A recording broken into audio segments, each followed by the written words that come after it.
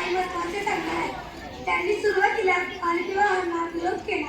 अशा खालील असलेल्या महिलांच्या बाळपणासाठी त्यांनी बालहत्या प्रतिबंध गृहाची 1863 साली स्थापना केली. विधवेच्या प्रोत्साहन देऊन त्यांनी विधवा विवाह 1864 घडवून आणला.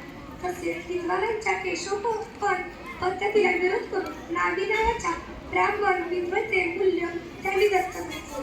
पुढे त्यांचे नाव यशवंत ठेवून त्याला डॉक्टर बनवले. म्हणून मुलगा होत नाही म्हणून ज्योतिराव दुसरा विवाह केला. तसेच 1868 साली त्यांनी आपल्या वाड्यातील कुणाच्या हौद अस्पृश्य खुला केला.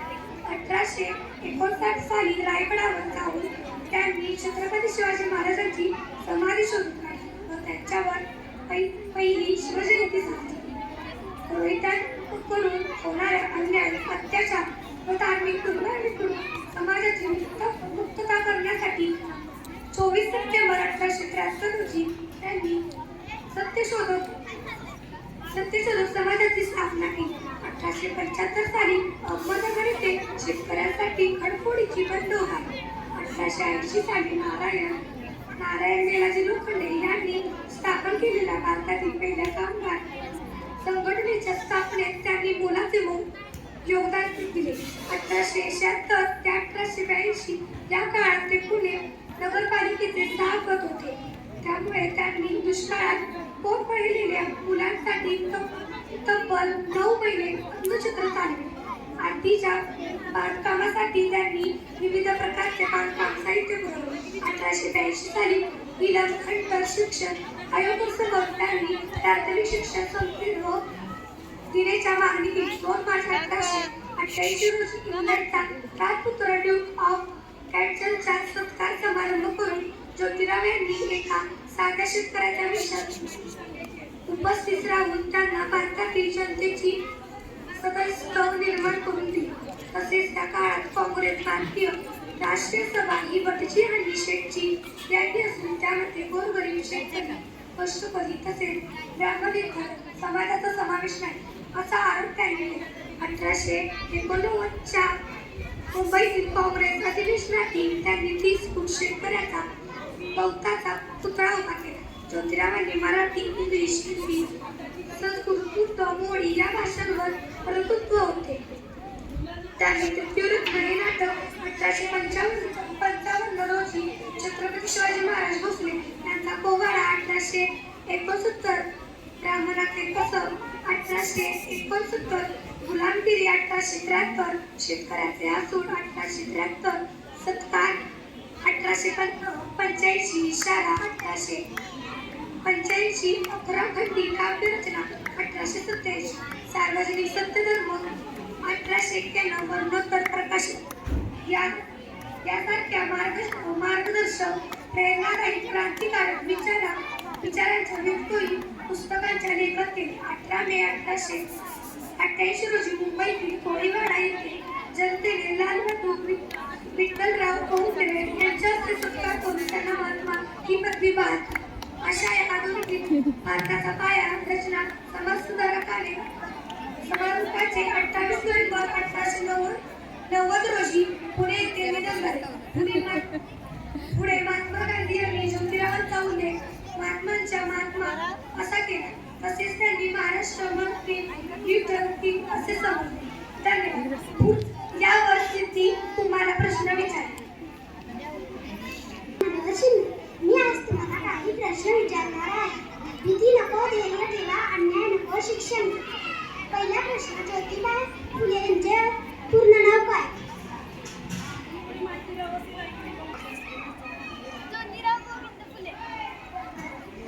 फुले यांच्या शाबास, उत्तर बरोबर आहे. फुले यांच्या आईचे नाव काय? ज्योतिबा फुले यांचे पूर्ण नाव ज्योतिबा गोविंदराव फुले. फुले यांच्या आईचे नाव काय?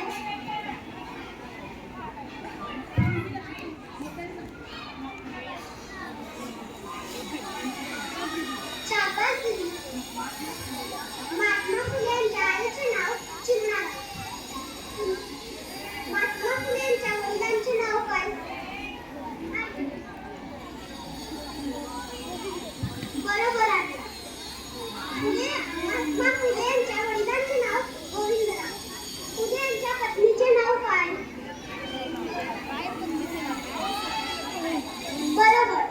महात्मा फुले यांच्या पत्नीचे नाव सावित्रीबाई फुले. फुले यांनी कोणते प्रसिद्ध पुस्तक लिहिले?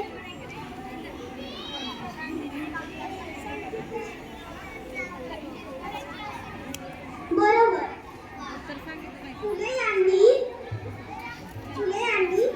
कोणते प्रसिद्ध पुस्तक लिहिले ते म्हणजेच गुलामगिरीवर शिकण्याचे.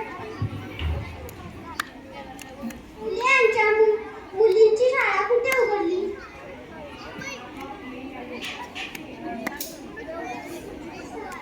चाणक्य सांगा.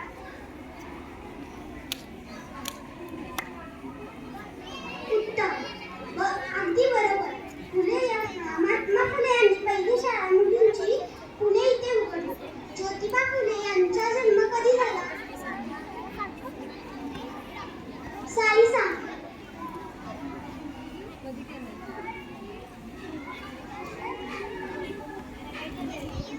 ज्योतिबा फुले यांचा जन्म 11 एप्रिल 1827 रोजी झाला. सावित्रीबाई फुले यांना कुणी शिकवले?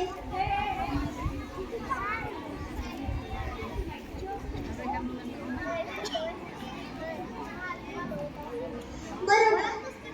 सावित्रीबाई फुले यांना महात्मा ज्योतिबा फुले यांना शिकवले.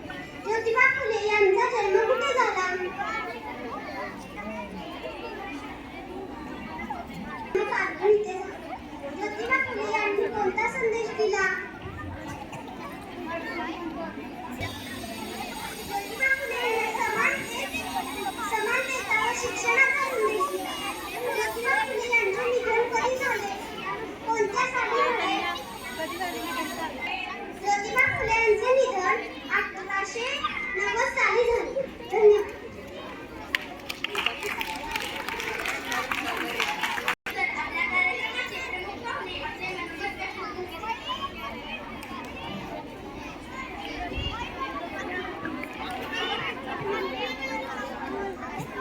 नमस्कार बालमित्रांनो.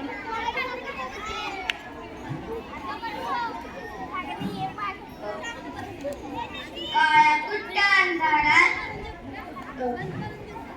ज्ञानाची ज्योत लावली. काळ्या कुट्ट अंधारात ज्ञानाची ज्योत लावली. शिकवली सावित्री अन तिच्या लेकीला शिक्षण गंगा तळागाळात पोहोचविले. नमस्कार. माझे नाव श्रेयसी कुंडेकर. माननीय मुख्याध्यापिका व वर्ग शिक्षक यांनी मला आज इथे प्रमुख पाहुणे म्हणून बोलवल्याबद्दल मी त्यांचे खूप आभार मानतो.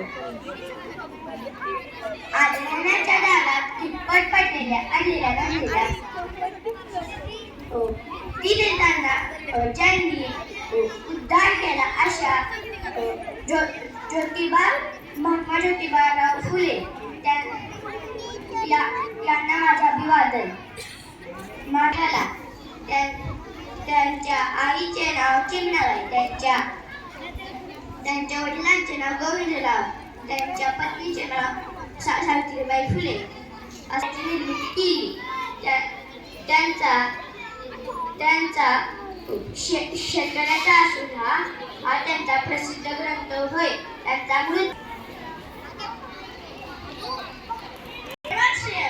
आजच्या कार्यक्रमाच्या अध्यक्षिका यांना मी विनंती करते की त्यांनी आपले मनोगत व्यक्त करा.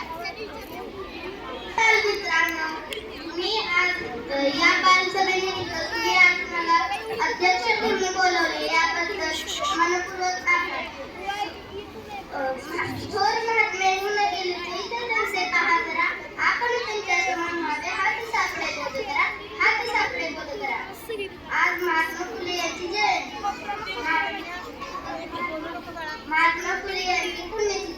महात्मा फुले यांचा जन्म 11 एप्रिल 1827 रोजी मुलींनी शिक्षण घेणे हे पाप मानले जात होते. समाजातील ही स्थिती बदलण्याचा त्यांनी निर्णय घेतला. 1848 मध्ये पुण्यातील भिडेवाड्यात मुलींची पहिली शाळा काढली.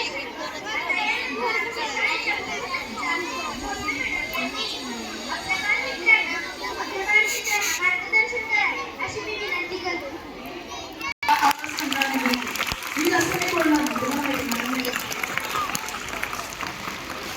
स्मृती दिन या निमित्ताने इयत्ता 4थीच्या वर्गाने बालसभा आयोजित केली होती.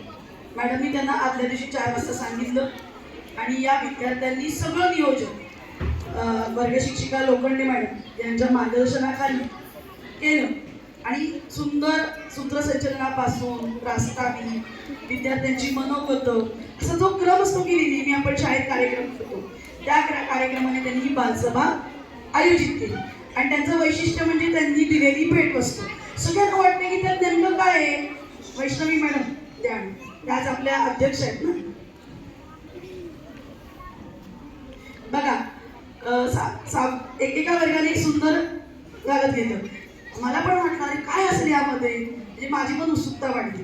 त्यांनी अख्खं त्याला पूर्ण स्टेपलर केलं होतं.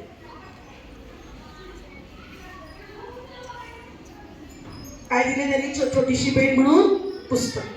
बघा एक छोटंसं गोष्टीचं पुस्तक त्या विद्यार्थ्यांनी प्रमुख पाहुणे, अध्यक्ष या सगळ्यांना भेट दिलेली आहे.